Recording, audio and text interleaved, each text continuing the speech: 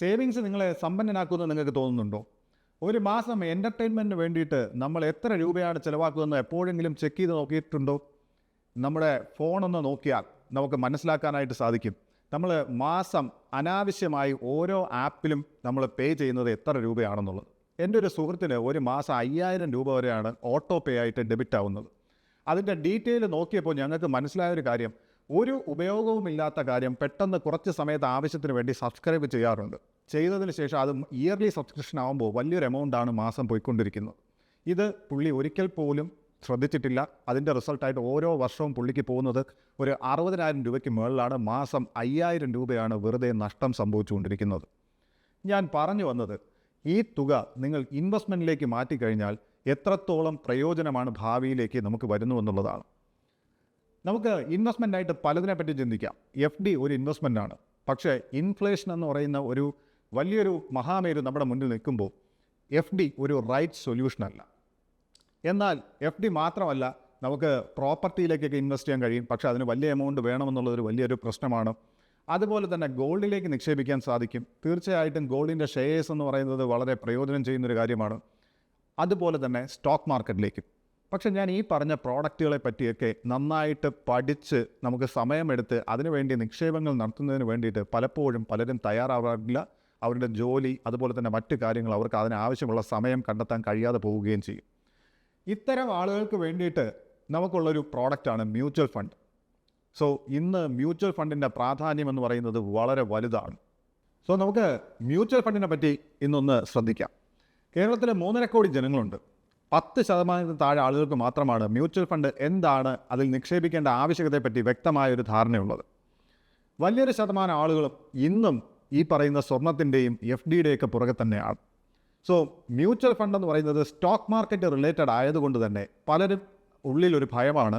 Stock മാർക്കറ്റിൽ നിക്ഷേപിക്കുമ്പോഴത്തെ അതേ risk mutual ഫണ്ടിൽ നമ്മളെ അഫക്റ്റ് ചെയ്യുകയും നമ്മളെപ്പോഴും നഷ്ടത്തിലേക്ക് പോകാനുള്ള സാധ്യത കൂടുതലാണ് എന്നുള്ളത്.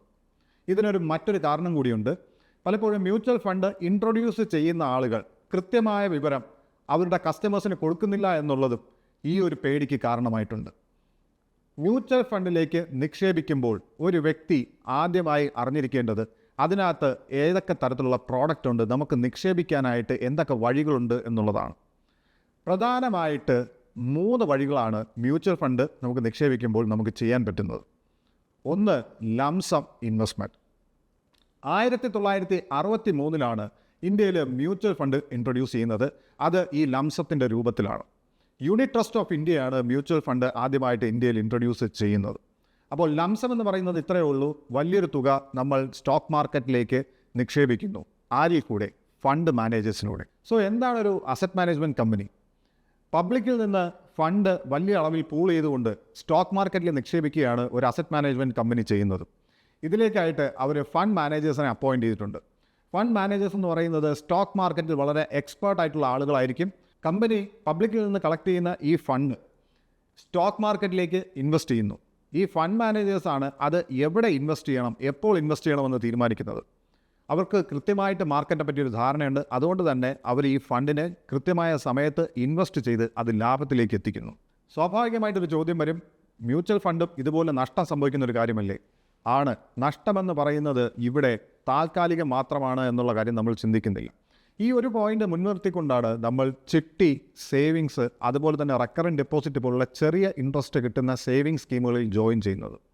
ഇതിൻ്റെ റിസൾട്ട് എന്താണെന്ന് വെച്ച് കഴിഞ്ഞാൽ നമ്മൾക്ക് ഇൻഫ്ലേഷനെ ബീറ്റ് ചെയ്തുകൊണ്ടുള്ള വളരെ ചെറിയ ഒരു റിട്ടേൺസ് മാത്രമാണ് കിട്ടുന്നത്. ഇവിടെയാണ് മ്യൂച്വൽ ഫണ്ടിനെ പറ്റി വ്യക്തമായി പഠിച്ച് നമ്മൾ ഇൻവെസ്റ്റ് ചെയ്യേണ്ടത്. ഒരുപാട് പേര് ചെയ്യുന്നൊരു കാര്യമുണ്ട്. ഒരു ഹോം ലോൺ 25 ലക്ഷം രൂപയ്ക്ക് എടുത്തു കഴിഞ്ഞാൽ അവർക്ക് മാസം 25,000 രൂപ തിരിച്ചടവുണ്ടാകും. ഇതിൻ്റെ കൂടെ തന്നെ ഒരു 2,500 അതിൻ്റെ 10% മ്യൂച്വൽ ഫണ്ടിലേക്ക് SIP ത്രൂ ഇൻവെസ്റ്റ് ചെയ്യാറുണ്ട്. ഇങ്ങനെ ഇൻവെസ്റ്റ് ചെയ്യുന്ന സമയത്തുള്ളൊരു പ്രത്യേകത എന്താണെന്ന് വെച്ച് കഴിഞ്ഞാൽ ലോണ് അടച്ചു തീരുമ്പോൾ 25 ലക്ഷത്തിൻ്റെ ലോൺ അടച്ചു തീരുമ്പോൾ അത് 50 ലക്ഷമായി മാറുന്ന സാഹചര്യത്തിൽ അതിന് ഏകദേശം എടുക്കുന്ന സമയം ഒരു 30 വർഷമാണ്. ഈ 30 വർഷം കൊണ്ട് ഈ നിക്ഷേപിക്കുന്ന 2,500 രൂപയുടെ മ്യൂച്വൽ ഫണ്ട് ഈ ഉണ്ടാകുന്ന ലോൺ വഴി ഉണ്ടാകുന്ന 25 ലക്ഷം രൂപയുടെ അധിക നഷ്ടത്തെ നമുക്ക് കവർ ചെയ്ത് തരാറുണ്ട്. ഇത് ഒരു ഉദാഹരണമാണ് എന്നുണ്ടെങ്കിൽ നമുക്ക് മ്യൂച്വൽ ഫണ്ടിനെ ഇതുപോലെ പല ആവശ്യങ്ങൾക്കായിട്ട് ഉപയോഗിക്കാവുന്നതാണ്. SWPയെ പറ്റി ഞാൻ പറഞ്ഞു. Systematic withdrawal plan. നമ്മുടെ നാട്ടിൽ ഏറ്റവും കൂടുതൽ ആളുകൾ എപ്പോഴും ഫോക്കസ് ചെയ്യുന്നത് ഗവൺമെൻറ് ജോലിക്ക് വേണ്ടിയാണ്. എന്തിനു വേണ്ടി ഗവൺമെൻറ് ജോലി നേടണമെന്ന് ചോദിച്ചു കഴിഞ്ഞാൽ അതിനുള്ള ആദ്യത്തെ ഉത്തരം, എനിക്ക് പെൻഷൻ വേണം, 55 വയസ്സ് കഴിഞ്ഞാൽ എനിക്ക് ജോലി ഇല്ലെങ്കിലും മാസ വരുമാനം ഉണ്ടായിരിക്കണം. അപ്പോഴും വലിയ ശതമാനം ആളുകൾ ഇവിടെ പ്രൈവറ്റ് സെക്ടറിലുണ്ട്. അവർ എന്ത് ചെയ്യും 55 വയസ്സിന് ശേഷം? അതിനുള്ളൊരു ഉത്തരമാണ് സിസ്റ്റമാറ്റിക് വിഡ്രോവൽ പ്ലാൻ എന്ന് പറയുന്നത്. എന്താണ് സിസ്റ്റമാറ്റിക് വിഡ്രോവൽ പ്ലാൻ? നിങ്ങളുടെ കയ്യിലുള്ള വളരെ ചെറിയ തുക മ്യൂച്വൽ ഫണ്ടിൽ നിക്ഷേപിക്കുന്നു. മ്യൂച്വൽ ഫണ്ട് കമ്പനീസ് ഇത് സ്റ്റോക്ക് മാർക്കറ്റിൽ തന്നെയാണ് നിക്ഷേപിക്കുന്നത്. സോ നിങ്ങൾ അടുത്തൊരു 25 വർഷം ടാർഗറ്റ് ചെയ്തുകൊണ്ട് ഒരു ചെറിയ തുക മ്യൂച്വൽ ഫണ്ടിലേക്ക് നിക്ഷേപിക്കുമ്പോൾ അത് വളർന്ന് വലിയൊരു തുകയാവുകയും 55 വയസ്സിന് ശേഷം നിങ്ങൾക്ക് മാസം കൃത്യമായൊരു റിട്ടേൺ എടുക്കുന്നതിന് വേണ്ടിയിട്ട് ഈ സിസ്റ്റമാറ്റിക് വിഡ്രോവൽ പ്ലാൻ ഉപയോഗിക്കാൻ സാധിക്കും. ഇതിനെപ്പറ്റിയൊക്കെ പറയുമ്പോഴും നിങ്ങൾക്കുള്ള ഒരു സംശയമുണ്ട്, സ്റ്റോക്ക് മാർക്കറ്റിൽ തന്നെയല്ലേ ഈ പൈസയൊക്കെ പോകുന്നത്? സ്റ്റോക്ക് മാർക്കറ്റിലുണ്ടാകുന്ന എല്ലാ ലാഭനഷ്ടങ്ങളും നമ്മളെ ഇവിടെയും ബാധിക്കുന്നില്ല. അപ്പോൾ നമ്മുടെ പൈസ നഷ്ടപ്പെടാനുള്ള സാധ്യത അവിടെ നിലനിൽക്കുന്നില്ലേ എന്നുള്ളതാണ്. ഇവിടെ നമ്മൾ മനസ്സിലാക്കേണ്ട കാര്യം, ഇക്വിറ്റി ഫണ്ടുകളിലേക്ക് അതല്ലെങ്കിൽ റിസ്ക് കൂടിയ ഫണ്ടുകളിലേക്ക് നമ്മൾ നിക്ഷേപിക്കുമ്പോഴാണ് ആ റിസ്കിനെ പറ്റി ഓർത്ത് നമ്മൾ പേടിക്കേണ്ടതുള്ളൂ. ഇവിടെ നമുക്ക് ഡെപ്റ്റ് ഫണ്ടുകളുണ്ട്, ബാലൻസിങ് ഫണ്ടുകളുണ്ട്, ഹൈബ്രിഡ് ഫണ്ടുകളുണ്ട്. ഇതൊക്കെയും തന്നെ നമ്മുടെ റിസ്ക് ആപ്പിറ്റൈറ്റിനനുസരിച്ച് നമുക്ക് നിക്ഷേപിക്കാനുള്ള അവസരങ്ങളാണ്. സോ മ്യൂച്വൽ ഫണ്ട് നമ്മൾ തിരഞ്ഞെടുക്കുമ്പോൾ നമുക്ക് എന്താണോ റിസ്ക് നമുക്ക് താങ്ങാൻ കഴിയുന്നത് ആ റിസ്കിനനുസരിച്ചിട്ടുള്ള ഫണ്ട് എടുത്താൽ മതിയാവും. ഫോർ എക്സാമ്പിൾ, ഡെപ്റ്റ് ഫണ്ടിലേക്ക് നിങ്ങൾ നിക്ഷേപിക്കുമ്പോൾ അത് പോകുന്നത് ട്രഷറി ബില്ലിലേക്കോ അതുപോലെ തന്നെ ബോണ്ടുകളിലേക്കോ ആണ്.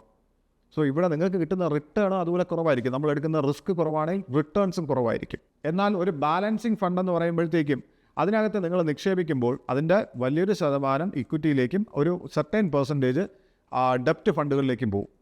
മാർക്കറ്റിന് തകർച്ചയുണ്ടാകുമ്പോൾ ഡെപ്റ്റ് ഫണ്ടുകൾ നിങ്ങളെ സംരക്ഷിക്കുന്നു. മാർക്കറ്റ് കയറുമ്പോഴത്തേക്കും ഈ പറയുന്ന ഇക്വിറ്റി ഫണ്ടുകൾ നിങ്ങൾക്ക് നല്ല റിട്ടേൺസ് തരും. ഇതുപോലെ ഞാൻ ഈ പറഞ്ഞതൊരു ഉദാഹരണമാണെങ്കിൽ ഇതുപോലെ തന്നെ പല പല അവസരങ്ങളാണ് നമുക്ക് ഈ മ്യൂച്വൽ ഫണ്ടിനകത്ത് നിക്ഷേപിക്കാനായിട്ട് സാധിക്കുന്നത്. പിന്നെ ഒരു ചോദ്യമുണ്ട്, എനിക്ക് ഈ മ്യൂച്വൽ ഫണ്ടിലേക്ക് നിക്ഷേപിക്കാൻ ഇവിടെ വിശ്വാസയോഗ്യമായ കമ്പനികൾ ഉണ്ടോ എന്നുള്ളത്. ഇന്ത്യയിൽ ഏകദേശം 23ഓളം അസറ്റ് മാനേജ്മെൻറ്റ് കമ്പനികളുണ്ട്. അതിൽ പ്രധാനമായിട്ട് വരുന്നത് SBIയും HDFC ബാങ്കും ആക്സിസ് ബാങ്കും ഉൾപ്പെടെയുള്ള കമ്പനികൾ തന്നെയാണ്. സോ അവരൊക്കെ വളരെ കാലമായിട്ട് ഇവിടെ പ്രൂവ് ചെയ്ത ട്രാക്ക് റെക്കോർഡ് ഉള്ളവരാണ്. മ്യൂച്വൽ ഫണ്ടിലേക്ക് നിങ്ങൾ നിക്ഷേപിക്കാനായിട്ട് പോകുമ്പോൾ മനസ്സിലാക്കേണ്ട ഏറ്റവും പ്രധാനപ്പെട്ട കാര്യങ്ങൾ ഒന്ന് തന്നെയാണത്.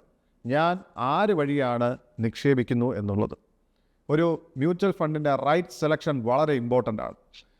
ഇപ്പോൾ ഒരു എക്സാമ്പിൾ പറയുകയാണെങ്കിൽ SBIക്കും HDFC ബാങ്കിനും ആക്സിസ് ബാങ്കിനും സ്മോൾ ക്യാപ്പ് ഇൻവെസ്റ്റ്മെൻറ്റ് ഉണ്ടെന്ന് വിചാരിക്കുക, ഒരു സ്മോൾ ക്യാപ്പ് ഫണ്ട് ഉണ്ടെന്ന് വിചാരിക്കുക. 3 പേരും തരുന്ന റിട്ടേൺസ് വളരെ ഡിഫറൻ്റ് ആയിരിക്കും.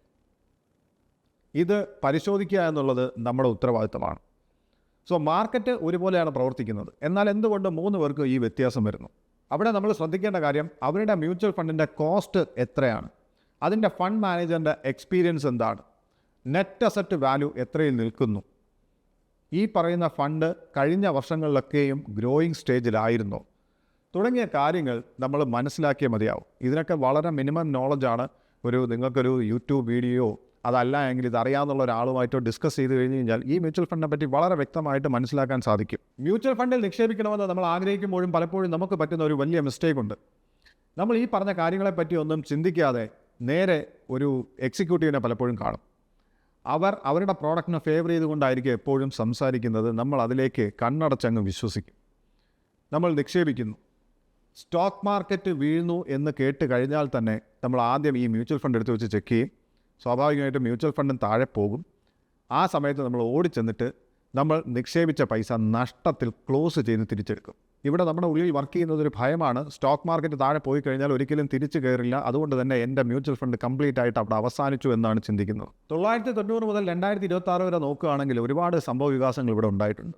സ്റ്റോക്ക് മാർക്കറ്റ് പല സാഹചര്യങ്ങളിലും താഴേക്ക് പോയിട്ടുണ്ട്. അതിനനുസരിച്ച് തന്നെ മ്യൂച്വൽ ഫണ്ട് നെഗറ്റീവായിട്ടുണ്ട്. പക്ഷേ പിന്നീട് സംഭവിച്ചത് എന്താണെന്ന് നോക്കിയാൽ സ്റ്റോക്ക് മാർക്കറ്റ് അതിൻ്റെ ഇരട്ടി സ്പീഡിൽ തിരിച്ചു കയറുന്നു, മ്യൂച്വൽ ഫണ്ടും കൂടെ വളരുന്നു. നമ്മുടെ ആവശ്യം ഒരു സേവിങ്സ് അല്ല എന്നുണ്ടെങ്കിൽ, നമ്മുടെ കാശ് ഇരട്ടിയായിട്ട് വളരണമെന്ന് നമ്മൾ ആഗ്രഹിക്കുന്നു എന്നുണ്ടെങ്കിൽ, തീർച്ചയായിട്ടും നമ്മുടെ മുന്നിലുള്ള ഒരു ഓപ്പർച്യൂണിറ്റി എന്ന് പറയുന്നത് സ്റ്റോക്ക് മാർക്കറ്റ് തന്നെ. അത് കൃത്യമായി പഠിച്ച് നിക്ഷേപിക്കാൻ കഴിയുന്നില്ല എന്നുണ്ടെങ്കിൽ ഏറ്റവും നല്ല മറ്റൊരു ഓപ്പർച്യൂണിറ്റിയാണ് മ്യൂച്വൽ ഫണ്ട്സ് എന്ന് പറയുന്നത്. ഓൺ ആൻ ആവറേജ് ഒരു വർഷം 20% മുകളിൽ റിട്ടേൺ എന്ന് പറയുന്നത് ഒരു ചെറിയ കാര്യമല്ല. നമ്മൾ ഉറങ്ങുമ്പോഴും നമുക്ക് വേണ്ടി പ്രവർത്തിക്കുകയാണ് ഈ മ്യൂച്വൽ ഫണ്ട്.